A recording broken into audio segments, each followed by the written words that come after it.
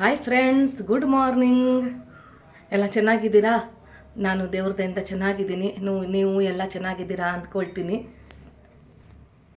ನೋಡಿ ಫ್ರೆಂಡ್ಸ್, ಇವತ್ತು ನಿಮಗೆ ಕಾಂದಾ ಪೋಹ ಅಂದರೆ ಈರುಳ್ಳಿ ಹಾಕಿಬಿಟ್ಟು ಅವಲಕ್ಕಿಯನ್ನು ಹೇಗೆ ಮಾಡೋದು ಅಂತ ಹೇಳ್ಕೊಡ್ತೀನಿ. ಫಸ್ಟ್ ನೋಡಿ, ನಾನು ಪ್ಯಾನ್ ಇಟ್ಕೊಂಡಿದ್ದೀನಿ. ಪ್ಯಾನಲ್ಲಿ ಇಷ್ಟು ಆಯಿಲ್ ಹಾಕ್ಕೊಂಡ್ಬಿಟ್ಟಿದ್ದೀನಿ. ಆಯಿಲ್ ಇದು ಬಿಸಿ ಆಗ್ತಾ ಇದೆ. ಈಗ ನಾನು ಇದು ಬೇಡ, ಈಗ ಸಾಸಿವೆ ಬೇಡ, ಇದಕ್ಕೆ ಈರುಳ್ಳಿ ಹಾಕಿಬಿಡ್ತೀನಿ. ನೋಡಿ, ಈರುಳ್ಳಿನ ಗೋಲ್ಡನ್ ಕಲರ್ ಆಗೋ ತನಕ ಹುರಿದುಕೊಳ್ಳೋಣ.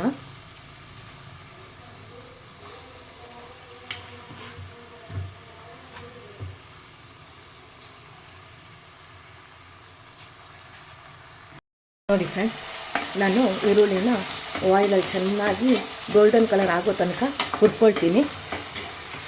ಇದರಲ್ಲೇ ಬೇಯಬೇಕಿದು, ಮತ್ತು ನೀರು ಏನು ತಾಗಿಸ್ಬೇಡಿ. ಆಯಿಲ್ ಹಾಕಿದ್ದೀನಿ ಮತ್ತು ಈರುಳ್ಳಿ ಹಾಕಿದ್ದೀನಿ.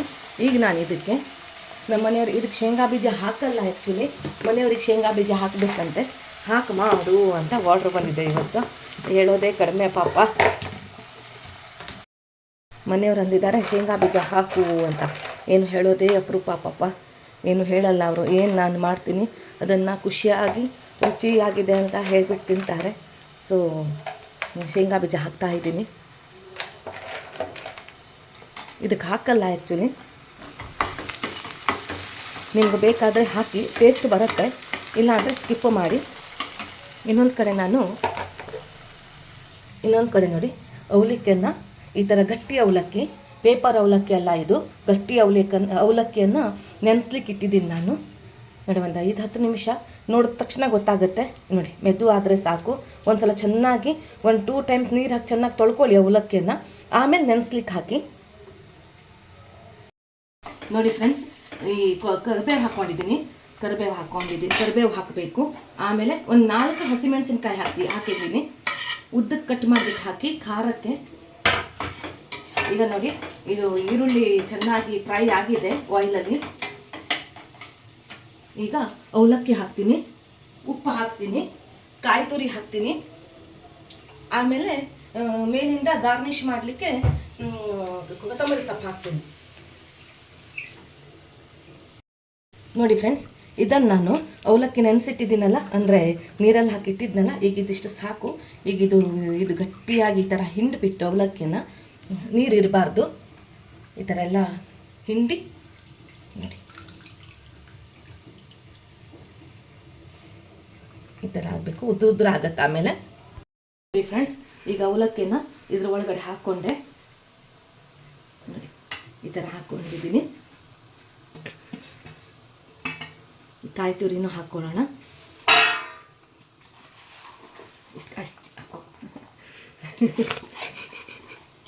ಕಾಯಿ ತುರಿ ಹಾಕ್ಕೊಂಡಿದ್ದೀನಿ. ಉಪ್ಪು ಹಾಕ್ಕೊಳ್ತೀನಿ.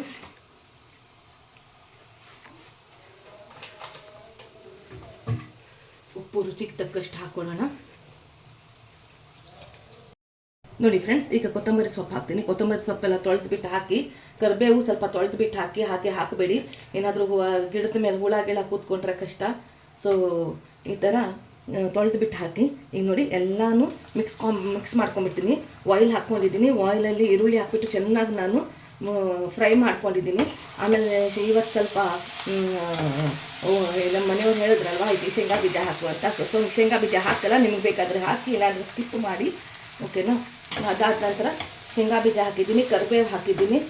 ಆಮೇಲೆ ಈರುಳ್ಳಿ ಗೋಲ್ಡನ್ ಆದ ತಕ್ಷಣ ಅವಲಕ್ಕಿ ಹಾಕಿದೆ, ಕೊತ್ತಂಬರಿ ಸೊಪ್ಪು ಹಾಕಿದೆ, ಹಸಿಮೆಣಸಿನ್ಕಾಯಿ ಹಾಕಿದ್ದೀನಿ, ಉಪ್ಪು ಹಾಕಿದ್ದೀನಿ. ಈಗ ಹೀಗೆ ಬರುತ್ತೆ. ಸ್ವಲ್ಪ ಯೆಲ್ಲೋ ಕಲರ್ ಬೇಕಂದರೆ ಹಳದಿ ಪೌಡ್ರ್ ಹಾಕ್ತಾರೆ. ನಮ್ಮ ಮನೇಲಿ ಸ್ವಲ್ಪ ವೈಟ್ ಇರಲಿ ಅಂತಾರೆ. ನಾನು ಹಳದಿ ಪೌಡ್ರ್ ಹಾಕಲ್ಲ. ಅದನ್ನು ಹಾಕಬೇಕು ಆ್ಯಕ್ಚುಲಿ. ಇವರು ಅದು ಹಳದಿ ಪೌಡ್ರ್ ಹಾಕಿದರೆ ಹಳದಿ ಆಗುತ್ತೆ, ಬೇಡ ವೈಟ್ ಅವಲಕ್ಕಿ ಬೇಕು ಅಂತಾರೆ. ಸೊ ಹಾಗಾಗಿಬಿಟ್ಟು ನಾನು ವೈಟ್ ಅವಲಕ್ಕಿನೇ ಮಾಡ್ತೀನಿ.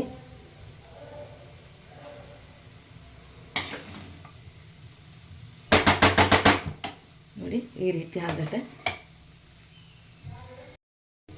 ಉಪ್ಪು ಖಾರ ಎಲ್ಲ ಕರೆಕ್ಟಾಗಿದೆ.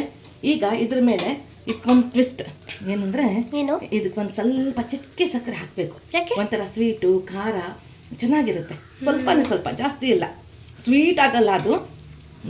ಈ ಥರ ಸ್ವಲ್ಪನೇ ಸ್ವಲ್ಪ ನೋಡಿ, ಈ ಥರ ಇಷ್ಟು ರುಚಿಗೆ ತಕ್ಕಷ್ಟು ಅಲ್ಲ ಫ್ರೆಂಡ್ಸ್, ಸ್ವಲ್ಪ ಅದೊಂಥರ ಚೆನ್ನಾಗಿರುತ್ತೆ, ಟೇಸ್ಟ್ ಆಗಿರುತ್ತೆ. ನೋಡಿ ಫ್ರೆಂಡ್ಸ್, ನಂದು ಈರುಳ್ಳಿ ಅವಲಕ್ಕಿ ರೆಡಿ. ಕಾಂದಾ ಪೋಹ ಅಂತಾರೆ, ಮುಂಬೈಲಿ ತುಂಬ ಫೇಮಸ್ಸು, ತುಂಬ ಜನ ಇದನ್ನು ಇಷ್ಟಪಡ್ತಾರೆ. ಮುಂಬೈಲಂತೂ ಭಾರಿ ಇದನ್ನೇ ಮಾಡೋದು, ಕಾಂದಾ ಪೋಹನೇ. ಸ್ವಲ್ಪ ರೋಡ್ಗಳಲ್ಲೆಲ್ಲ ಸಿಗುತ್ತೆ, ಮತ್ತು ಮನೆಯಲ್ಲೂ ಕಾಂದಾ ಪೋಹ ಮಾಡ್ತಾರೆ. ತುಂಬ ಫೇಮಸ್ ಇದು, ಮತ್ತಷ್ಟೇ ಟೇಸ್ಟ್ ಆಗಿರುತ್ತೆ, ಚೆನ್ನಾಗಿರುತ್ತೆ. ಮಾಡಿ ತಿಂದು ನೋಡಿ. ಆಮೇಲೆ ಲೈಕ್ ಮಾಡಿ, ಶೇರ್ ಮಾಡಿ, ಸಬ್ಸ್ಕ್ರೈಬ್ ಮಾಡಿ. ಟೇಸ್ಟ್ ನೋಡೋಣ, ಪ್ಲೇಟಿಂಗ್ ಮಾಡೋಣ.